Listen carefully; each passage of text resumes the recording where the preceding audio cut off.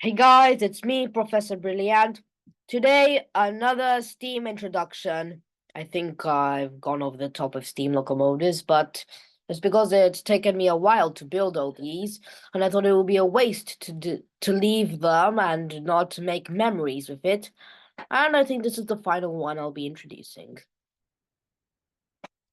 Today, we'll be introducing the most popular engine. This is a very recognizable engine. For those of you who don't know, this is Flying Scotsman. Flying Scotsman was a locomotive built in 1923. Got its name in 1924 and has had a number amount of bankrupt and has had a number amount of private owners and has bankrupted all those private owners and now is on display at the National Railway Museum in York, celebrating 100 years of its service in 2023 and celebrating 100 years of its nameplate this year. Everything is kept this looks like a very hard one to make, but with creativity, I can say that this is a good one, a good model. So let's first get that little backstory. I built this. This was one of my first engines ever made. I decided to copy Lego Master 14 and Smooth Movies version of the Lego Flying Scotsman. Both of them use real Lego motors, but I like circuit cubes because, well, they are small and don't take up that much space. The difference is that Lego's motor systems need three, I don't know which batteries, but three whatever batteries. I don't know if it's an A or a B. Maybe I'll say it's a B-sized battery. Well, circuit cubes, on the other hand, just need a charger. You get the charger, you plug it in, you wait for it to charge, and you can control it on your phone. Anyways, I copied that mountain-like thing from Thomas the Lego Engine, and I'll show you that now. I have to admit, I could have done a lot better, but this is better than nothing. I also made the handrails black instead of silver to match the one now. I added handrails on the back of the corridor tender. Yes. This is a stud. Well, this one is a tile. This is circular, and the top also has another tile, and there's a stud underneath here because I want the door to be able to open. I'm using the same joint for the coupling. There are two chairs in here, luxury. And I used these pieces, which do happen to exist in green, to make the windows. I believe this is the biggest engine I've ever made. I wanted to copy the side rods from Wooden Toby, but I just could not do it.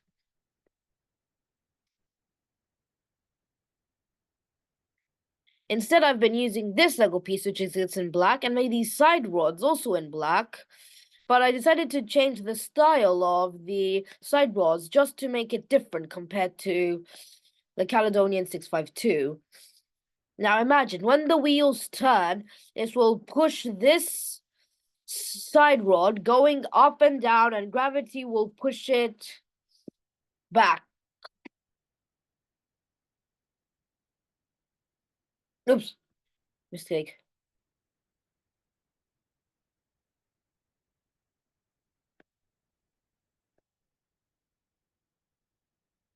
Well, I used to get the picture. When the wheel spins around, this top part will start moving up and down, up and down, up and down, up and down. Okay, I got a little bit exaggerated. And just like the other Caledonian one, The underneath has the place where to put the circuit cubes motor, but it's slightly different because you put it on top of here, and then you just put the cable into the transparent motor. The gear will start to spin, the front two wheels will start to move. The front wheels will then start move.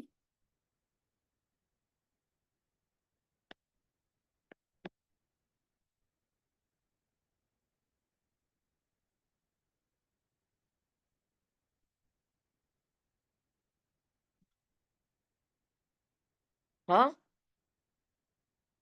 Oh, wait, let me just try that again. When we just let it will spin around. What?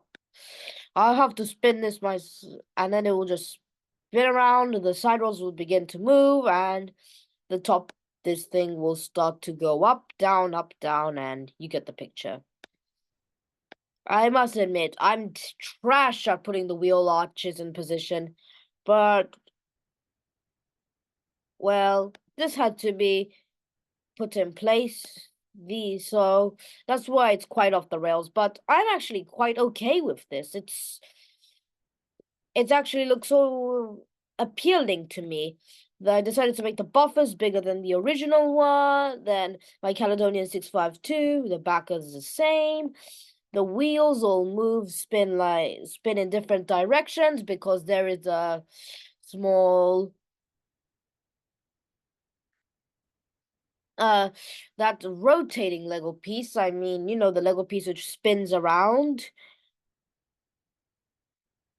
And you get the picture. I am planning on buying the pieces of Bricklink, a second-hand website which gives out Lego pieces much cheaper, but hey, it's not that cheap. I originally made these smoke deflectors small, but I decided to make them big. Some of you may say, "Hey, Professor Brilly Ant, Flying Scotsman's wheels are green, not black," but the piece just not existed green, so I have to stay with black. But to be quite frank,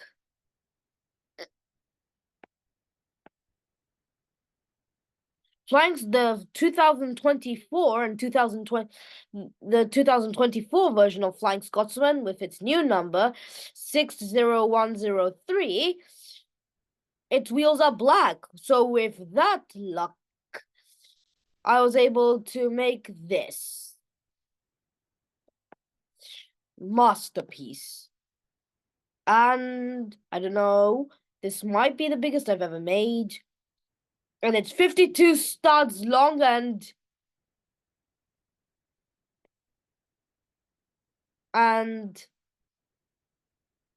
8 studs wide, and it's 8 studs wide and 52 studs long. Wow. That's a lot of Lego pieces. 612 to be precise. I don't know if I should make some rolling stock to it, but if you think I can make if I should make some rolling stock for it, please give me a shout. This was Professor Brilly Ant again. Oh, wait, I forgot to say something. I like trains. Bye.